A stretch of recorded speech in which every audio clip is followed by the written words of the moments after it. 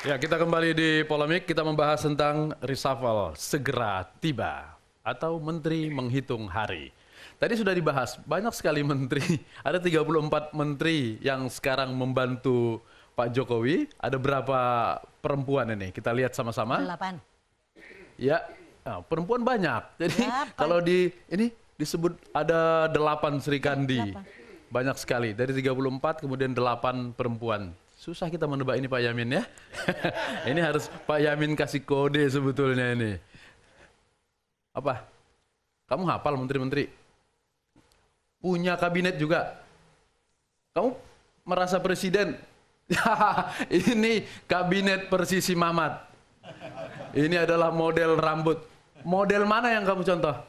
Nggak ada. Dia punya model, tapi ternyata dia sendiri tidak tahu apa-apa. Kamu adalah contoh yang tidak tahu apa-apa itu.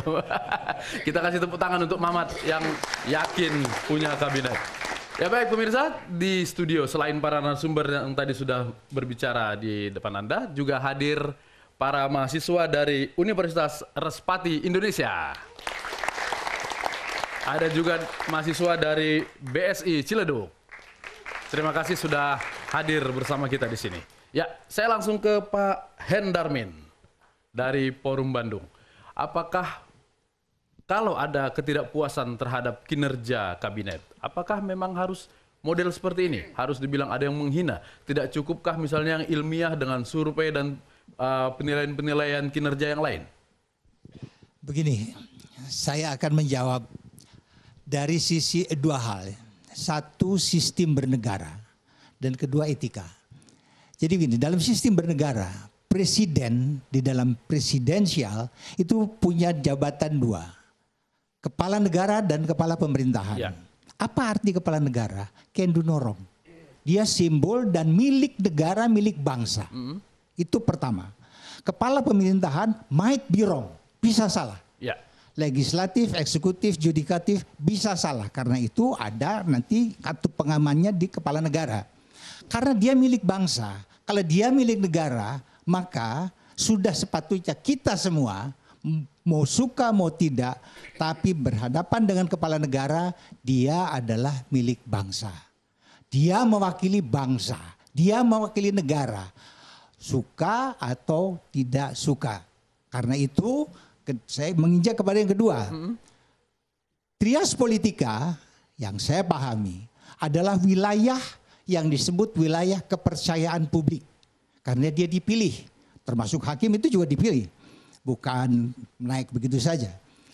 Karenanya 3 lembaga ini biasa disebut lembaga mulia. Oke. Lembaga yang terhormat. Menyebut pun kepada anggota DPR. Itu tidak boleh, saudara. Anggota Dewan yang terhormat. anggota yang mulia atau yang terhormat. Oke. Di luar biasa disebut excellency. Ya. Karenanya pejabat-pejabat di trias politika yang harus diketahui oleh publik dan dipercaya oleh publik bahwa mereka dan siapapun itu mengenal apa yang disebut etika. Jadi bicara itu tidak sembarang. Katakanlah tidak suka, ada cara untuk menyampaikan tidak suka. Karena itu saya hanya berharap reshuffle nanti kita perlu mengharapkan hadirnya figur-figur profesional dan mengerti etika.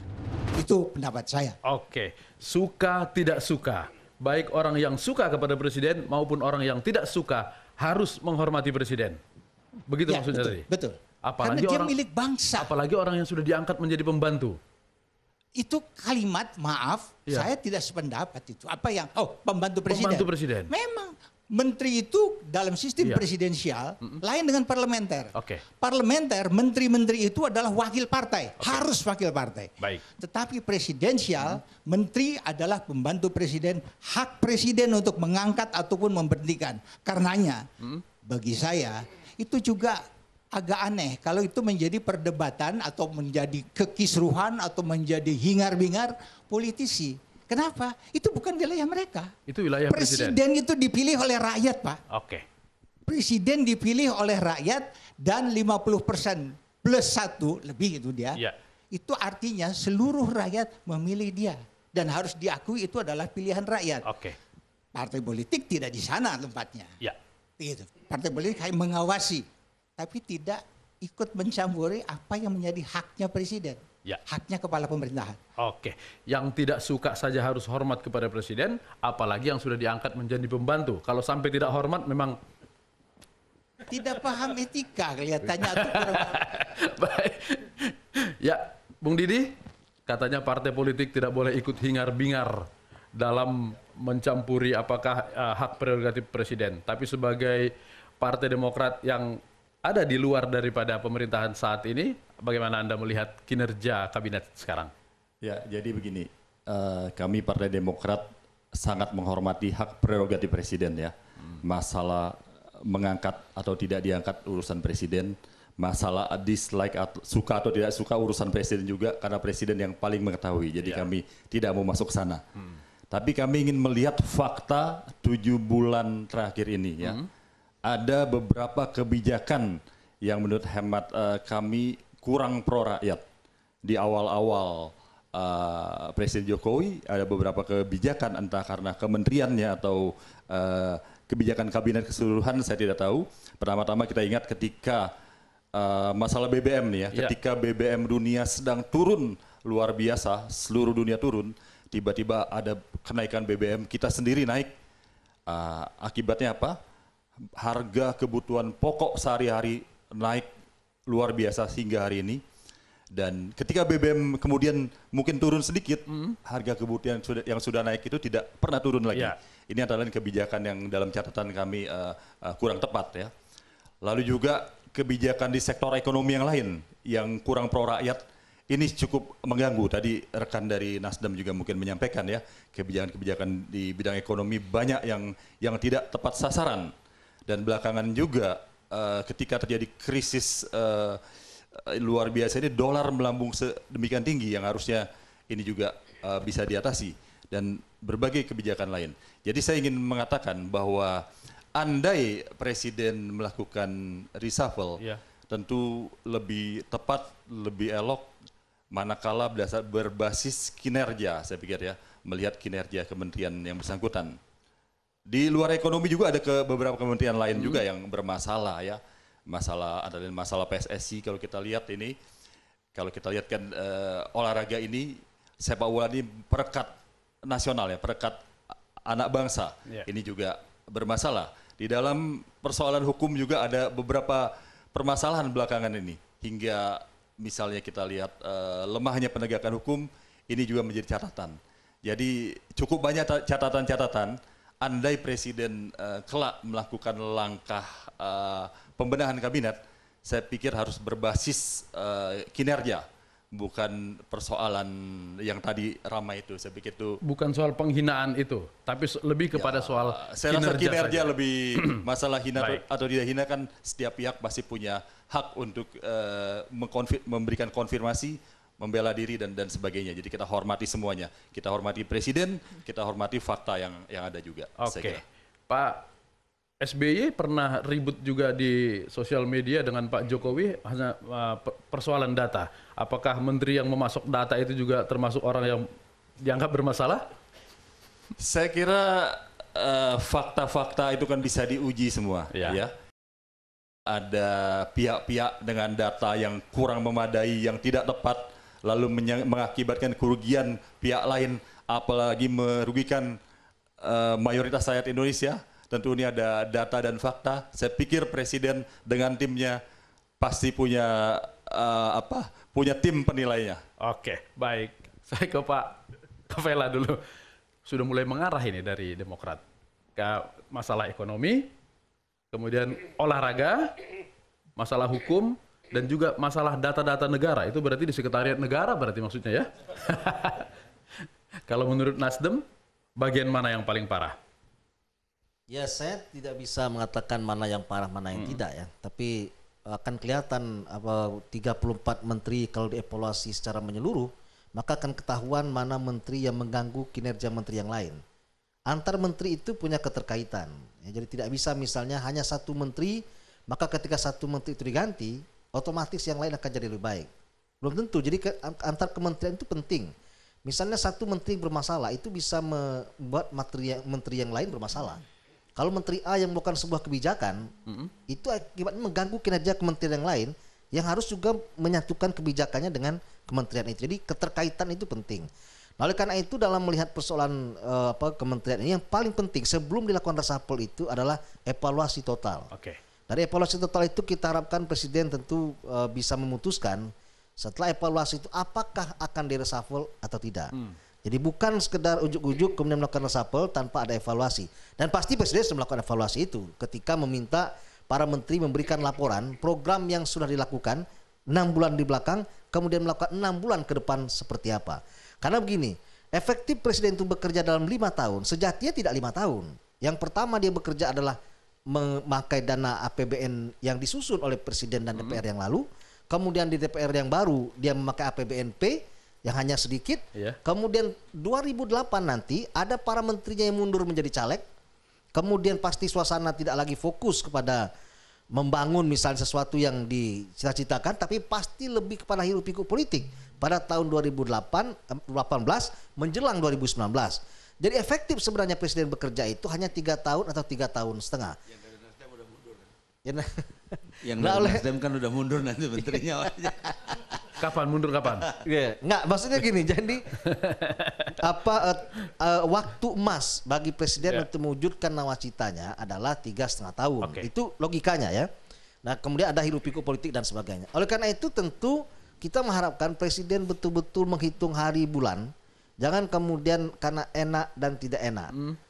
Pakai nantilah kita tunda saja reshuffle. Itu waktu berjalan terus. Ya. Hilang 1 bulan, hilang 2 bulan dan sebagainya. Nah kita akan lihat kinerja para menteri pada hari ini. Hari ini di DPR sedang menyusun APBN untuk 2016. APBN ini semuanya itu atas usulan para menteri, ya, yang dipimpin oleh Andriana Picaniago selaku Ketua Penas. Mereka akan susun semuanya, kemudian diarahkan kemana? Ada Menteri Keuangan, ada Gubernur BI di situ. Nanti 2016 ini itu asli buatannya dan asli usulannya dari para menteri yang hari ini. Kalau itu akan kelihatan, jangankan kelihatan program ini berjalan atau tidak. Dari dia membuat tubuh programnya, ibarat badannya akan kelihatan di mana kaki, mana tangan, dan akan jadi apa program ini 6 bulan ke depan. Tanpa dia harus melakukan dulu programnya, dari usulan itu ketahuan ini sebenarnya usulan tidak firm. Ketika DPR menanyakan ini apa maksudnya saudara bikin ini, mau dibawa kemana misalnya kementerian ini, terus apa goalnya?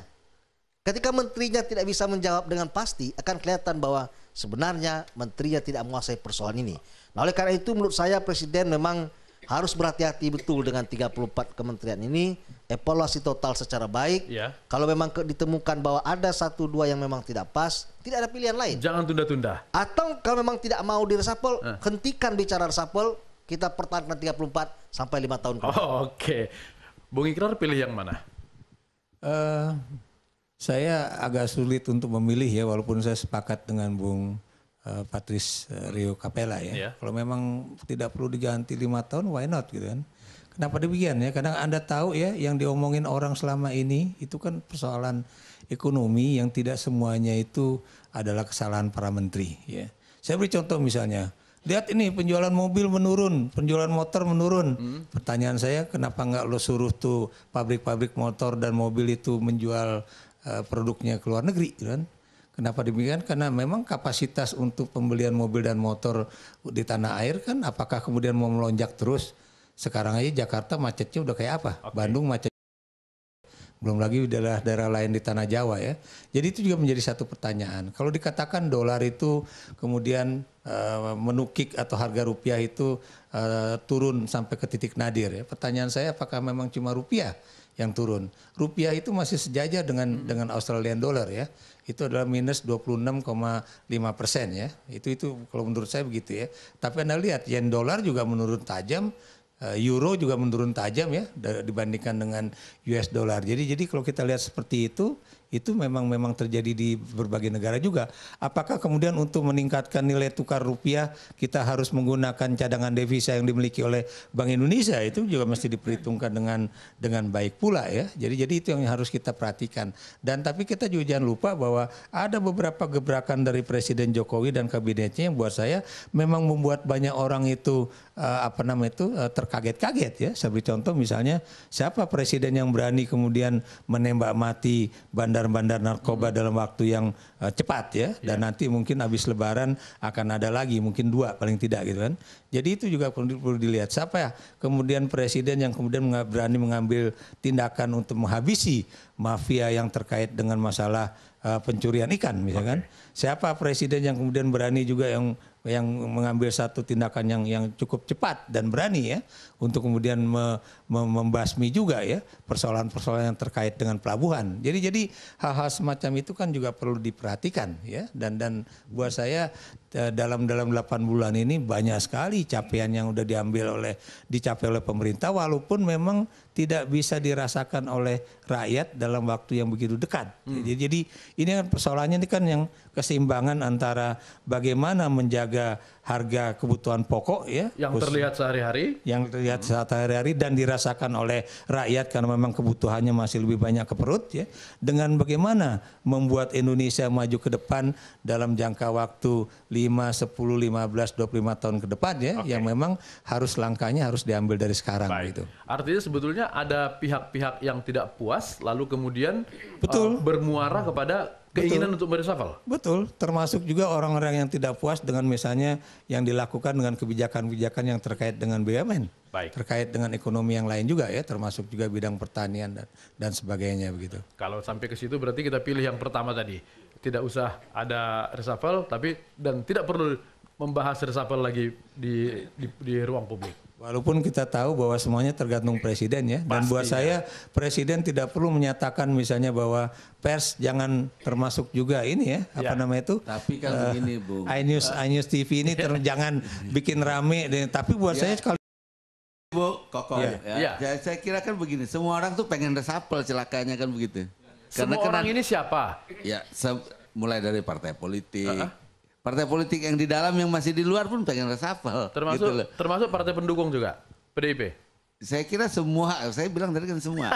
PDI juga pengen ada reshuffle. Karena mau nambah kan. Kalau lihat dari Baskara kan pengen mau nambah gitu.